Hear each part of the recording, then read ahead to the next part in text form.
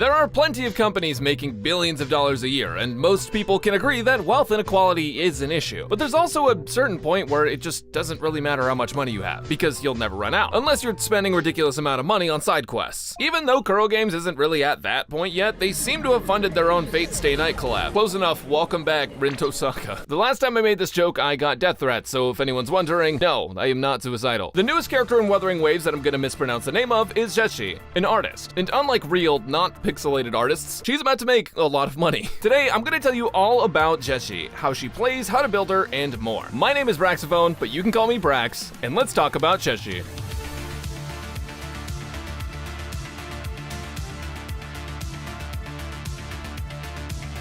My obsession with Twin Tails has gotten me this far, and we're all winning this year, especially since we just got Space Ereshkigal too. In this game, our Twin Tail character is a painter. Unfortunately, she can paint your way to victory, but she can't paint you a girlfriend. This character has the most needlessly long kit description in the entire game. I genuinely fell asleep reading it, so I'm gonna explain it to you like you're 12. Zhezhi is just Mortefi, if Mortefi ever went outside. Her whole gimmick is dishing out coordinated attacks while off-field. While most of the characters we've had can be played in quick swap, Zhezhi wants to give your carry all of the field time. Despite her skill page reading longer than any college dissertation I've ever seen, and being full of like 12 different unique mechanic names, she's only gonna be on field for like 5 seconds. Zhezhi's Forte gauge has 3 bars to fill, with each one leaving room for a little bird mark. They're called Phantasmic Imprint left, right, and middle, and trust me, you don't really want to try and remember that. Zhezhi's hair splits 2 ways, which is how many marks you get from your skill. Basically, the first 2 marks, left and right, come from your skill, and the third one comes from this incredibly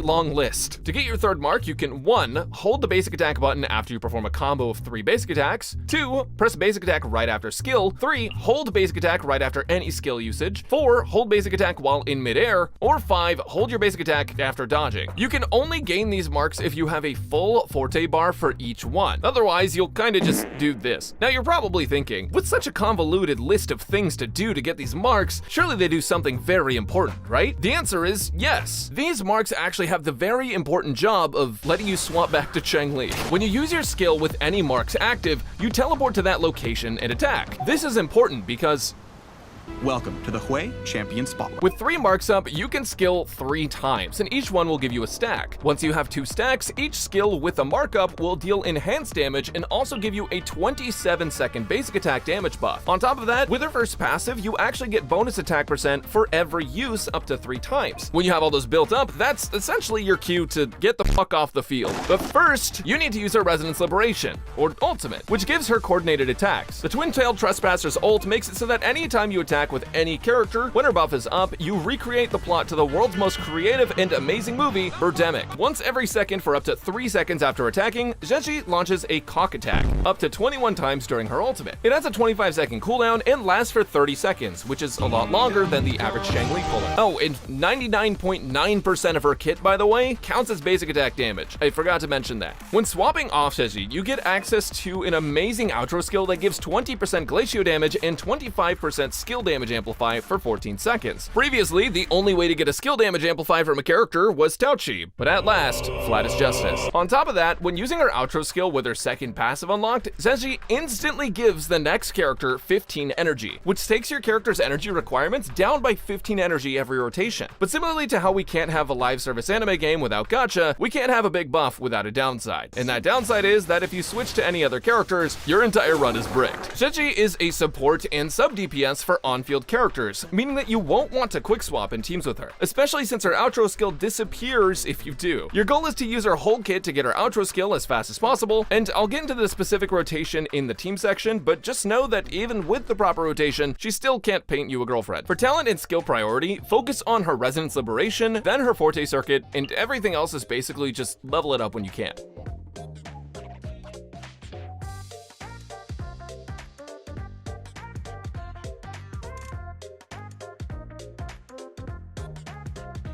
As an artist myself, I know what it's like to get paid little to nothing for gigs. It's important to have standards for yourself because other people aren't going to. Which is why Zhezhi is gonna need you to hand over your astrite for tacit fields. Luckily, Writer Ishtar is flexible to some extent. Both the Moonlit Clouds and Freezing Frost sets are viable, but in overwhelming majority of the time, Moonlit Clouds is just gonna be a better pick. Because for some reason, they made her ultimate, that's basic attack damage, not actually count as basic attacks for the Glacio set. So basically the 5-piece set effect is only getting 15 seconds, and part of it's when you're literally on the field, so you're getting like even less than 15 seconds with the 5-piece. It's really bad. If you play her with someone like Jinshi or Chengli on field, for example, Moonlit Clouds will be her best option because it gives some energy regen to help you have a fluid rotation, and also makes it so the next resonator you use on the field gets a 22.5 attack percent buff when you proc Zhezhi's outro skill. This set is arguably just good to throw on her in general, but you can also technically give her the Freezing Frost set if you're coping, or you can mix the two if you're coping even harder. For the main stats, you'll want to go with crit rate or damage on the 4 cost, Glacio damage on the 3 costs, and attack percent on the 1 costs. On Moonlit Clouds, I like to use the Heron for extra damage bonus via birds. If you go Freezing Frost though, aim for this thing. I don't know what it's called, it does a lot of damage. For substats, you want to make sure that you have at least 120% energy regen total, and focus on crit substats as well as basic attack damage, since a majority of her damage is from those. Attack percent is also never going to be bad on her. On screen is going to be a summary of everything I talked about.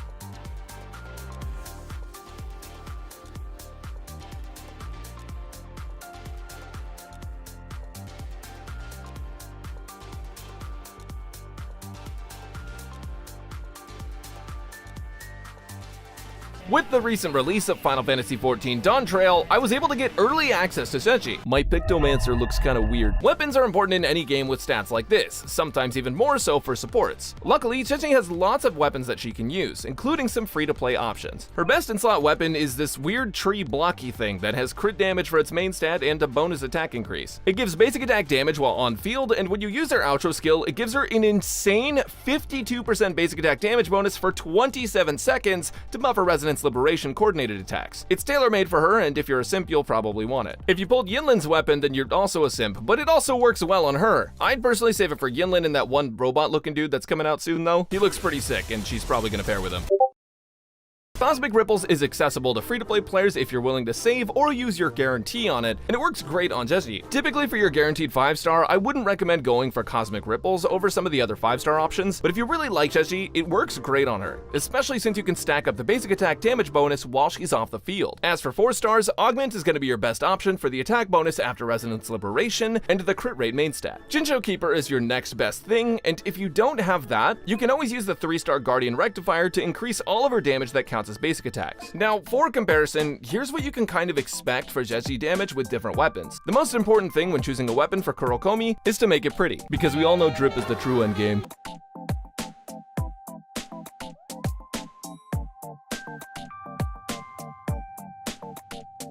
What's up, guys? I'm out here wuthering my wave. Zhezhi fits into quite a few teams already just because she is of the sub-DPS nature, but that doesn't mean that's the only way you can play her. So I'm gonna show you guys some teams that she can work in and give you an example rotation of exactly how you can play her in most teams, but talk about some different ways as well. First off, I wanna talk about one of her best teams. This is going to be with Verena, Zhezhi, and Jinshi. Now, one of the major things this character is good at is helping your characters that deal damage with skills get more out of those skills, while on top of that, catering to characters with long field time. Now, Jinshi is a character that can be played with pretty long field time, and she can take a lot of advantage of Zhezhi's buffs, even though she's not a Glacio character. That skill damage amplify is really great for her big dragon thing. This is overall gonna be one of her best teams. Now, another great team features Changli. I just put Baishi here just as like an example of a character that you can use if you have Verena for the other side, because Baishi does have a great outro skill that's going to give you a ton of uptime on this 15% damage amplify because it activates on heals, and it's going to heal the next character. So it just works, you know. But Verena is always gonna feel a lot better and easier to play, especially if you give her the Concerto weapon, since that one's gonna make it so her field time is very limited, but she does provide a lot of value. But Zhezhi and Changli work really well together as well, because Changli's Forte Circuit counts as skill damage, and she has lots of uses of her skill, so that skill damage amplify is gonna be great for Changli, and especially if you're playing Changli on field for a long period of time. Now, in my Changli guide, I talked mostly about short field time Changli because I preferred to play her that way, and because I feel like it ends up being better a lot of the time, and more flexible with your team comps. If you do play her with Zhezhi, she's gonna want to have a lot of field time in comparison comparison. Another character that pairs well with Zhezhi is actually Sanhua, which is a little weird because Sanhua is not a continued sustained damage dealer in the same way that some of the other characters we've talked about are. And in this team, you can actually opt to use Zhezhi as an on-fielder. I've been able to clear with this with 3 stars, and other content creators that I've spoken with have also been able to do this. It's going to be a little bit more difficult than some of the other more premium teams, but it's absolutely doable. One of the reasons is that Sanhua actually has basic attack damage amplify. 38% is a really significant amount, and it works for 14 seconds. And also Zhezhi is going to increase skill damage and glacio damage. So this actually allows for a lot of interplay between these two characters, and it's going to play a little bit differently, but Sanhua is a massive buff for Zhezhi herself, and Zhezhi is a huge buff for Sanhua. Oh, and also in the Sanhua team, if you're using Zhezhi on field, you want to give her the glacio set. That one's going to end up being better for her personal damage and help out a lot more. And lastly, for the 3 people that play Ling Yang, he's actually a lot better with this character. This character makes a really big difference, especially because that glacio damage amplify is going to carry a lot of weight, and she is actually pretty good paired with him. I did want to briefly mention Genshin. In my experience, Genshin works really well in teams that have quick swaps because you just swap Genshin on field, use a Resonance Liberation, and then swap to the other characters and swap between them, and then swap to her every now and then to get some energy up. I have not found a ton of luck with her in the new Tower of Adversity, but that doesn't mean that she's bad to pair, and she can actually be decent. The major issue is that because there's no stagger resistance on shields in this game, or at least not yet, or at least not with Genshin, it makes it a lot harder to justify bringing her, because the benefit of a shield in another game might be that you have not only some coverage, but also stagger resist, which would let you get off your combos with Zhezhi super easily, but in this game, it doesn't really work out that way. So she does lose a lot of value in these teams from my personal experience in this Tower of Adversity, but that doesn't mean that she'll always be bad with her. Okay, so I'm here in Tower of Adversity. I'm gonna go ahead and show you how you play Zhezhi on field. All right, so now we're on Zhezhi. As you'll notice, I have half of my Forte bar filled. All I need to do to fill that is get 3 basic attacks in a row. So 1, 2, 3.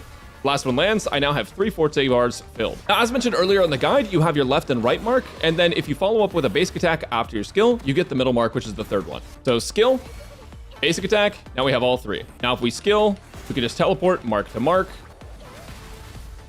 And what that's going to do is basically fill up our Concerto gauge and allow us to outro. So as you can see, we have our Concerto bar right down here. Proc the outro skill onto Zhezhi, and that will fill up a fair bit once we get our combo going. So just watch a Concerto bar. Ready? Swapping over to Zhezhi. We're going to 1, 2, 3, skill, basic attack, skill, skill, skill. And it's already full, but we're going to ult anyways, because we want to use that. Aaron swapped off, and now we have all the benefits. So that's how that goes. You're basically going to play that the same every time unless you're in a Sanhua team. Now for reference, this is what it should look like. So I'm going to go ahead and use Verena real quick just to proc her outro skill to get Zhezhi ready to swap onto. Swapping onto Zhezhi. I'm going to 1, 2, 3, skill, basic attack, skill, skill, skill, ult. We're going to use our Echo, swap onto Chengli, get those bonuses. And now we have all of the benefits of Zhezhi, and she's been quickly swapped off of. She's not a very hard unit to play. She's a little bit harder to execute in case you get knocked out of your animations, but there are ways to recover, as covered in the kit section, where basically you can just combo your basic attack or your hold basic attack, and it should be able to recover any marks that you may have missed. And ultimately, your goal is just to swap onto her, which gives her half the gauge, and then you want to use 3 basics, which fills the rest of the gauge. You get all 3 marks, use all 3 marks, use your ultimate. Each time you use her skill, it's going to give her some energy and some Concerto, which is going to get her closer to her ultimate. Then you just use the Heron or whatever the Echo is that you're using and swap. Coming up next, here's how to spend your money.